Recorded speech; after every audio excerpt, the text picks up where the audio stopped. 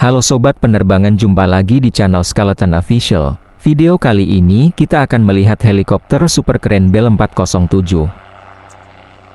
Helikopter ini ringan, lincah, dan sangat andal. Inilah Bell 407, helikopter multiguna yang telah membuktikan kemampuannya di berbagai belahan dunia. Bell 407 adalah helikopter bermesin tunggal buatan Bell Helicopter Textron, Amerika Serikat, pertama kali terbang pada tahun 1995. Bell 407 lahir dari pengembangan seri legendaris Bell 206, namun dengan peningkatan besar dalam hal tenaga, kapasitas, dan kenyamanan. Ditenagai oleh mesin turboshaft Rolls-Royce 250C 47 bit. Helikopter ini mampu menghasilkan DA sebesar 862 cp, dengan kecepatan jelajah hingga 246 km/jam dan jangkauan terbang mencapai 624 km. Interior Bell 407 dirancang untuk fleksibilitas.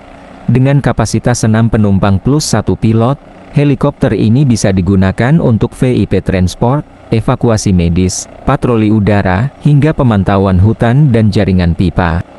Teknologi avioniknya sudah modern, dengan sistem navigasi canggih dan layar digital yang mendukung operasi siang maupun malam.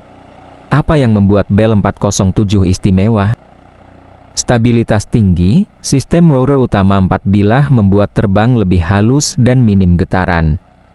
Performa tinggi di kondisi panas dan dataran tinggi, sangat ideal untuk wilayah tropis atau pegunungan.